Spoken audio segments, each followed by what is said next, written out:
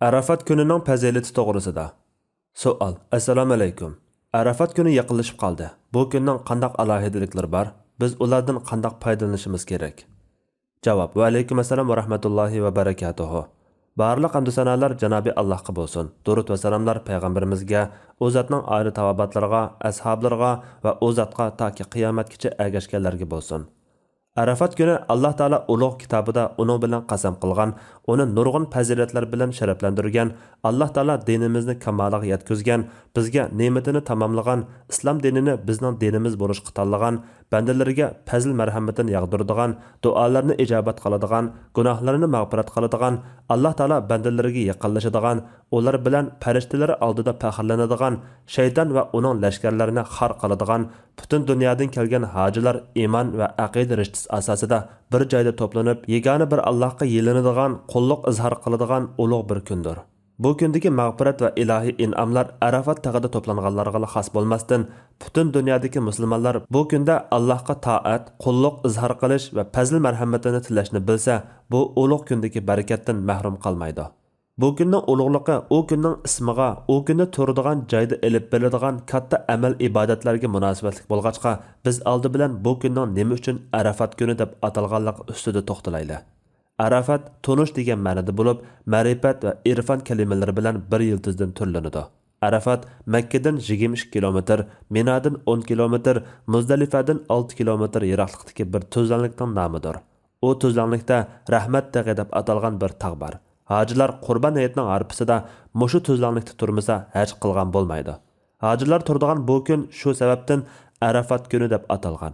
Bu kun yana azod qilish kuni, faxrlanish kuni, dinni kamolatga yetkazish kuni, mashhud kuni deb ataladi. Jahiliyat davridagi jazoni mushu kunda amaldan qoldirilgan. Bu joyning Arafat deb atalishining sababi haqida tuvandagida qarashlar bor. Adam bilan Havva alayhissalomlar jannatdan tushirilgandan keyin zaminda tunji uchrashib tunishgan joy Arafat tag'i bo'lg'achqa shundoq atalgan. Jibril alayhissalom haj faoliyatlarini Ibrohim alayhissalomga Arafatda ta'lim bergan bo'lg'achqa shundoq atalgan. Hojilar Arafatda gunohlarni tunib mag'firat tilaydigan bo'lg'achqa e'tirof qilish ma'nosi ko'zda tutilib shundoq atalgan. Arafat kunida butun dunyodan kelgan musulmonlar o'zaro tunishadigan bo'lg'achqa shundoq atalgan.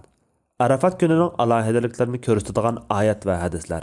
Arafat kunining fazilati haqida kelgan oyat hadislar intayin ko'p. Masalan, 1. Bugun sizlarning dininglarni kamoliga yetkazdim. Sizlarga ne'matimni tamomladim. Islom dinini sizlarning dininglar bo'lishga tanladim. Maida surasi 3-oyat. Tariq ibn Shihob Umar ibn Xattob radhiyallohu anhu dan rivoyat qiladi-ki, bir yahudi uningga: "Ey Amirul Mu'minin, sizlar o'qiyotgan mushu kitobinglarda shundoq bir oyat borki, navoda shu oyat biz yahudilarga tushgan bo'lsa edi, shu kunni ulug'lab bayram qilib olgan bo'lardik" degan edi. Hazrat Umar: "Qaysi oyatni deysan?" deb so'radi. Yahudi kishi: "Bugun dininglarni kamol qildim. Sizlarga ne'matimni tamomladim. Islomni sizlarning dininglar bo'lishga rozi bo'ldim" degan oyat dedi. Umar radhiyallohu anhu: "Biz shu kunni va payg'ambar sallallohu alayhi va sallamga bu oyat nozil bo'lgan o'rinni obdan bilamiz. Bu oyat Rasulullohga juma kuni Arafatda o'ri turgan holatida tushgan" dedi. Ibn Abbas radhiyallohu anhudan kelgan bir rivoyatda bir yahudi uningga: "Bu oyat biz yahudilarga nozil qilingan bo'lsa, biz bu kunni bayram qilib olgan bo'lardik" degan bo'lib, Ibn Abbas uningga bu oyat juma kuni va Arafat kunidan iborat musulmonlarning ikki bayram kunida nozil bo'lgan deb javob bergan. O kunda dinni kamolatga yetkazish, ilgari farz hajni to'g'ri yo'sinda ado qilish fursatiga erisholmagan musulmonlarni to'g'ri oy kunda shundaqla mushriklar aralashmagan holatda haj qilishga muyassar qilganligi bilan bo'lgan. Ne'matni tamomlash u kundagi mag'firat bilan bo'lgan. Chunki ne'mat mag'firatsiz tamom bo'lmaydi. Subhi bilan, Zulhajjaning dastlabki 10 kechi bilan, Jub bilan, Taq bilan qasam qilamanki, Fajr surasi 1-oyatdan 3-oyatgacha. Hazrati Ibn Abbas, Ikrima va boshqa mufassirlar Taqni Arafat kuni, Jubni Qurbonlik kuni deb tafsirlagan. Alloh taolaning bu kun bilan qasam qilishi bu kunning ahamiyati va fazilatining kattaligini bildiradi. 2.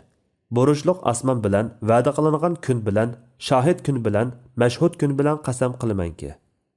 Buruj surasi 1-oyatdan 3-oyatgacha. 3. Abu Hurayra radhiyallohu anhu rivoyat qiladi-ki, payg'ambar sallallohu alayhi va sallam: "Va'da qilingan kun qiyomat kuni, shohid kuni juma kuni, mashhud kuni Arafat kunidir. Quyosh juma kunidan yaxshiroq bir kunda chiqib boqmagan, uningdan yaxshiroq kundami patmagan. Uningda shundoq katta bir soat borki, mo'min banda shu soatda yaxshi duo qilib qolsa, duosi cho'qim ijobat bo'ladi. Nimadan panohlik tilasa, shuningdan panohlik beriladi degan. 4. Islomning 5 turikining biri bo'lgan haj mushu Arafat kuni bo'ladi. Arafat kuni Arafatda turmasa haj bo'lmaydi. Payg'ambar sallallohu alayhi vasallam haj Arafatda turishdir degan. 5. Ibn Abbas radhiyallohu anhu rivoyat qiladi-ki, Payg'ambar sallallohu alayhi vasallam boshqa kunlarda qilingan har qanday ibodat o'sha bu Zulhajjining avvalgi 10 kunida qilingan ibodatdan afzal emasdir deganda sahobalar jihodmi buningga yetmamdi dedi. Rasululloh jihodmi buningga yetmaydi. Faqat xavf xatariga qaramay jini bilan, meli bilan jihodga atlanib, o'zimi melimi qaytmagan odamning amalila buningdan afzal bo'ladi dedi. Bu 10 kunning ichida Arafat kunimi bor albatta. 6. Abu Qatada radhiyallohu anhu deydi-ki, Rasululloh sallallohu alayhi vasallam Allohdan Arafat kunida tutgan roza o'tgan bir yil bilan kelar bir yilning gunohlarini yo'yitar deb umid qilaman degan. Arafat kunida roza tutish haj qilayotganlardan boshqalarga sunnat, haj qilayotganlarga emas. Shunga Arafat kuni Arafatdan boshqa joylardagi kishilarning roza tutishni qo'ldan bermasligi kerak. 7. Jabir radhiyallohu anhu rivoyat qiladi-ki, Rasululloh sallallohu alayhi vasallam Allah'ның nazarida Arafat kunidimi afzal kun yo'q. Bu kunda Allah dunyo osmoniga tushib, zamindagilar bilan faxrlanib, osmondagilarga yiroq yo'llarni besib, mening rahmatimni umid qilib kelgan, qurbonlik qilgan, paxpaygan va g'uborlangan bandalarimga qaranglar. Ular mening azobimni taxi ko'zi bilan ko'rib baqqani yo'q deydi. Arafat kundagidek do'zaxdan ozod qilinganlar intayin ko'p bo'lgan bir kun hech ko'rilib baqmagan degan. 8. Aisha radhiyallohu anha rivoyat qiladi-ki, Rasululloh sallallohu alayhi vasallam Allah Taala bandalarni Arafat kunidami bakrak ko'p do'zaxdan ozod qiladigan bir kun yo'qdir. Shubhasizki, Allah Taala ularga yaqinlashib, ular bilan farishtalarga faxrlanib turib, bular nimani tilidi deydi degan. 9. Amr ibn Shuayb dadasi buvisidan rivoyat qiladi-ki, Rasululloh sallallohu alayhi vasallam eng yaxshi duo Arafat kunida qilingan duodir. Men va mendan ilgirgi payg'ambarlar degan eng yaxshi zikr la ilaha illalloh vahdahu la sharika lah. Lahul mulku va lahul hamdu va huwa ala kulli shay'in qadir. Yakki yegana hech sheriki yo'q, Allohdan o'zga iloh yo'q. Padişahlık onunğa xasdır. Barlıq hamdu sana onun üçündür. O her narsaga qodirdir degan zikrdir degan. 10. Talha ibn Ubaydullah ibn Kariz radhiyallohu anhu rivoyat qiladi-ki, Payg'ambar sallallohu alayhi vasallam shayton hech bir kunda Arafat kundagidek kichik, xor, tuvan va g'azabnak ko'rilmaydi. Chunki o Arafat kuni mu'minlarga rahmatlarning yaqqanligini va Allohning ularning cho'ng gunohlarini mag'firat qilganligini ko'rdi. Badr kunimi shayton bir ishni ko'rib shundoq bo'lgan edi degan. Yuqorqilar Arafat kunining fazilatining naqadar kattaligini ko'rsatadigan oyat va hadislardir.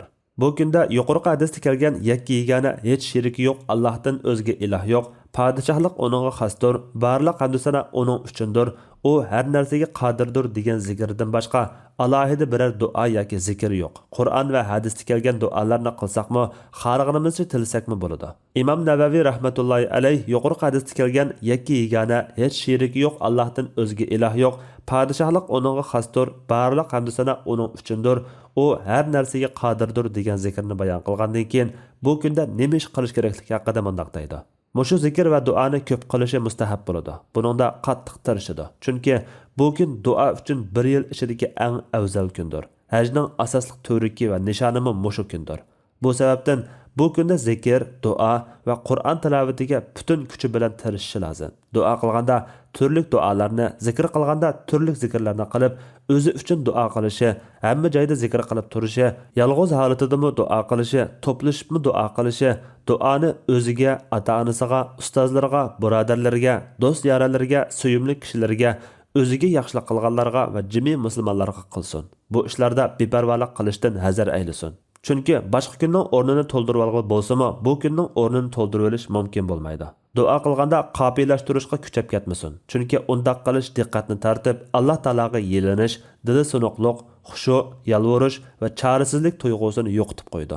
Yatqa biladigan duolarni o'qib duo qilsa, qopiyalashtirishga kuchab ketmasa mayli. Sunnat shuki, duoni past ovozda qilish, ko'p istig'for aytish, barliq gunoh ma'siyatlardan chin dilidan tavba qilish, duoni qashonliq bilan qayta takrorlab qilish, ijobat qilinmadi deb oldirib ketmaslik, duosini Alloh taologa hamd sano aytish, payg'ambar sallallohu alayhi vasallamga durud salom yo'llash bilan boshlash va shundoq oyoqlashtirish, bularni tahoratli holatda qiblaga yuzlanib turib qilishga tirishqay.